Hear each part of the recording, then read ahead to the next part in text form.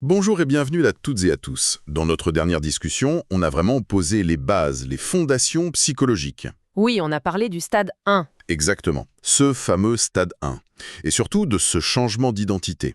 Ce passage de l'état d'esprit d'un employé à celui d'un propriétaire d'actifs. Et aujourd'hui, on passe à la vitesse supérieure. On entre dans le stade 2, la construction de la résilience financière. Ah, le dur, le concret. Voilà.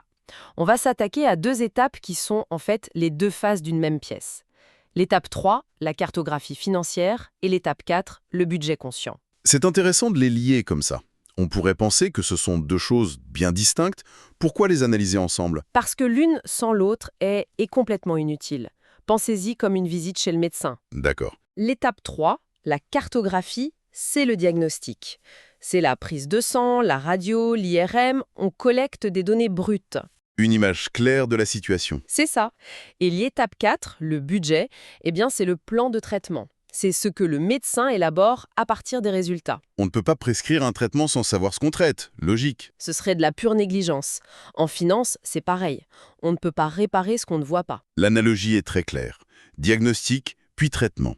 Alors, avant de plonger dans ce diagnostic, il me semble important de rappeler d'où vient toute cette méthode. Absolument. Il faut rendre à César ce qui est à César. C'est essentiel. Nous analysons la stratégie en 3 stades et 13 étapes vers l'indépendance financière, développée par Tamir Karam. Tamir est le créateur et l'architecte de toute cette stratégie. Il est également le créateur de la chaîne YouTube The Golden Path to Financial Independence et le traducteur officiel en hébreu de The Richest Man in Babylon. Et c'est ce mélange qui est si particulier. Oui, c'est ce mélange très spécifique d'ingénierie des systèmes modernes et de sagesse financière ancienne qui rend cette approche si puissante. Donc, pour être bien clair, aujourd'hui, on se concentre sur les étapes 3 et 4 qui font partie du stade 2. C'est bien ça. Et cette approche, elle est pensée pour qui, principalement? Elle est conçue spécifiquement pour les personnes salariées, celles qui sentent qu'elles sont dans une sorte de dépendance financière et qui aspirent à autre chose. À devenir propriétaires de leurs actifs. Voilà, et par conséquent à retrouver une vraie liberté de choix dans leur vie. Ce qui m'amène à une question, je pense, cruciale. Quand on dit indépendance financière, l'imaginaire collectif s'emballe. On pense yachts, îles privées. Ah oui, le grand cliché. Est-ce que c'est de ça qu'on parle? C'est une excellente question, et la distinction est fondamentale. Le but premier de cette stratégie, ce n'est pas la richesse, c'est l'indépendance financière, l'IF. Et qu'est-ce que c'est, précisément? C'est un état très simple à définir. C'est le moment où vos revenus passifs, donc ceux qui viennent de vos actifs, couvrent la totalité de vos dépenses. C'est tout. Ce qui veut dire que travailler devient... Un choix, Exactement. plus une obligation. La richesse, les yachts, tout ça, ça vient bien après. Si ça vient, c'est juste le surplus. Donc le stade 2, ce n'est pas pour acheter une île. Non, c'est pour construire des fondations si solides, une résilience que l'indépendance devient mathématiquement possible. La stabilité d'abord, la croissance ensuite. On ne construit pas le toit avant les fondations. Et tout ça commence par un acte d'honnêteté, presque brutal. C'est le mot. Les sources le répètent. Avant de pouvoir contrôler son argent, il faut le voir, dans sa totalité. On ne peut pas réparer ce qu'on ne voit pas. Beaucoup de gens ont ce sentiment un peu flou que l'argent disparaît. C'est tout. Oui, s'évapore. L'indépendance financière ne commence donc pas avec un chiffre magique, mais en regardant la réalité en face. C'est exactement ça. Et cette réalité, c'est l'étape 3. Mais attention, c'est une étape qui fait peur. On peut l'imaginer. Les sources parlent de l'effet de l'autruche, cet instinct quasi animal de mettre sa tête dans le sable pour ne pas voir ce qui se passe sur les comptes. La politique de l'autruche. On sait que ça ne va pas, mais l'idée de regarder les relevés de carte de crédit en détail, c'est terrifiant. C'est un déni. Confortable à court terme, mais destructeur. Je crois que tout le monde peut se reconnaître un peu là-dedans. Cette peur de ce qu'on va trouver, cette honte, presque. Comment on dépasse ça? C'est là que l'approche de l'ingénierie des systèmes est tellement libératrice. C'est-à-dire? La stratégie insiste sur un point. L'instabilité financière n'est pas un échec moral. Ah, ça c'est important. C'est un problème de conception de système. Il faut donc retirer tout jugement, toute honte du processus. On n'est pas là pour se flageller, mais pour analyser. On reprend l'analogie du médecin. Voilà. Il prend votre tension pour un diagnostic, pas pour vous juger en tant que personne. Le processus doit être clinique. On enfile sa blouse et on regarde les données, froidement. J'aime cette image. Se déconnecter de l'émotion pour devenir un simple observateur de faits. Il y a une autre métaphore très forte dans les sources Loves, celle du phare. Le phare. Oui, la cartographie financière, c'est comme allumer un phare en pleine tempête. Le phare n'arrête pas la tempête, hein. Il ne calme pas les vagues des imprévus. Non, bien sûr. Mais il fait une chose essentielle. Il illumine les rochers. Il vous montre où sont les dangers, où sont les fuites dans la coque de votre navire. Ne pas le faire, c'est choisir de naviguer à l'aveugle en pleine nuit, en espérant ne pas s'échouer. D'accord. Alors, allumons ce phare.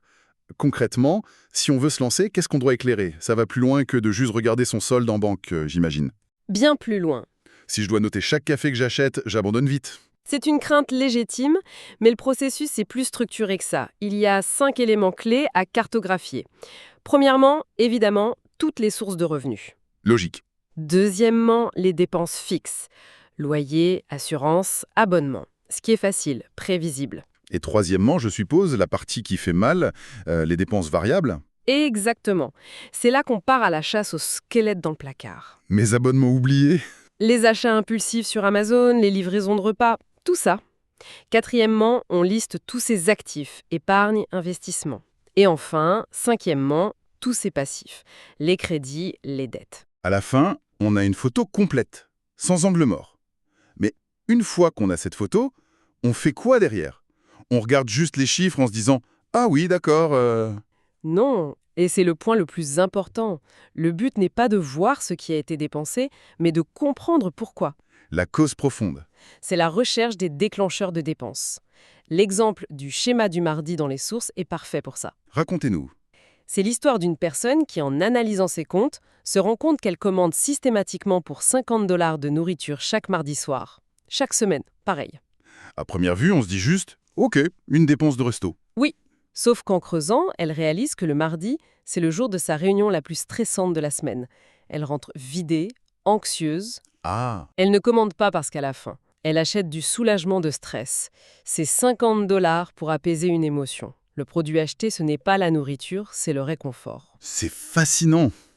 Ça change toute la perspective. Le problème n'est pas le repas, c'est la gestion du stress. Et je suis sûr que tout le monde a son propre schéma du mardi. Que l'émotion soit le stress, l'ennui, la solitude. Précisément. Et une fois que le phare a éclairé ce mécanisme, ce rocher, on reprend le pouvoir. On peut se poser la question. On peut se demander, est-ce que j'ai vraiment besoin de 200 $ par mois pour gérer mon stress du mardi? Ou est-ce qu'il y a une solution moins chère, voire meilleure pour ma santé? Une promenade, un bain chaud. Et soudain, on a le choix. On n'est plus en pilote automatique. Et en faisant ce choix, on arrête d'être le passager de sa propre vie financière. Pour devenir le pilote, on reprend les commandes. C'est la transition parfaite. Ce passage de passager à pilote nous amène directement à l'étape suivante. Car une fois qu'on a la carte. Il faut un outil pour diriger le véhicule. Exactement. Et c'est là, j'imagine, qu'intervient le mot qui fait peur à tout le monde. Le budget. Le fameux mot. Quand on entend budget, on pense prison, régime, privation. La fin de la joie de vivre. C'est le mythe qu'il faut absolument déconstruire. Dans cette stratégie, le budget conscient, c'est l'opposé d'une prison. Ce n'est pas une liste d'interdits, c'est une permission. Une permission. Exactement. La permission de dépenser de l'argent, sans culpabilité, pour les choses qui comptent vraiment. Donc si on reprend notre métaphore du véhicule, la cartographie de l'étape 3, c'est le GPS qui dit « vous êtes ici ». Le budget de l'étape 4 serait Le volant. C'est le volant qui permet de diriger activement le véhicule vers sa destination, l'indépendance financière, sans se laisser distraire par toutes les pubs sur le bord de la route. D'accord. Comment on utilise ce volant concrètement? La méthode est simple. On divise toutes nos dépenses en 3 catégories. La première, les besoins. Needs. La base. Le loyer, la nourriture de base, les assurances, non négociables. La deuxième, ce sont les désirs conscients. Conscious wants. C'est-à-dire? Ce sont les dépenses qui apportent une joie réelle, qui sont alignées avec la vie qu'on veut. Un bon resto entre amis, un voyage, c'est le sel de la vie. Et la troisième catégorie, c'est là que ça se corse, j'imagine. Oui, c'est le méchant de l'histoire, les pulsions. Impulses. Ce sont toutes les dépenses réactives non intentionnelles. Motivé par la paresse, une promo. Exactement. Le café sans saveur, la livraison par flemme, le gadget en solde qui finira dans un tiroir. Ces dépenses n'apportent aucune valeur durable. Ce sont les fuites. Attendez, Je veux jouer l'avocat du diable. Est-ce que ça veut dire que pour devenir propriétaire d'actifs, on ne peut plus jamais aller dans un bon restaurant sur un coup de tête? Si des amis m'appellent, je dois dire désolé, pas dans le plan. Ça a l'air un peu triste. Non, absolument pas. Et c'est toute la subtilité. La différence, c'est l'intention. Pour la personne avec un budget conscient, ce restaurant n'est pas une pulsion, c'est un désir conscient. Ah, d'accord. Elle a identifié que ça lui apportait de la valeur, du lien social, du plaisir, et elle y a alloué des ressources. Du coup, elle profite de son repas à 100% sans aucune culpabilité. C'était un choix. Le problème n'est pas la dépense, mais l'impulsion. C'est l'impulsion incontrôlée qui mène au gaspillage et à l'anxiété. Les sources illustrent ça avec l'exemple de la facture de restaurant de 1 000 $. C'est un cas d'école parfait. Votre cartographie révèle 1 000 $ par mois en restaurant et livraison.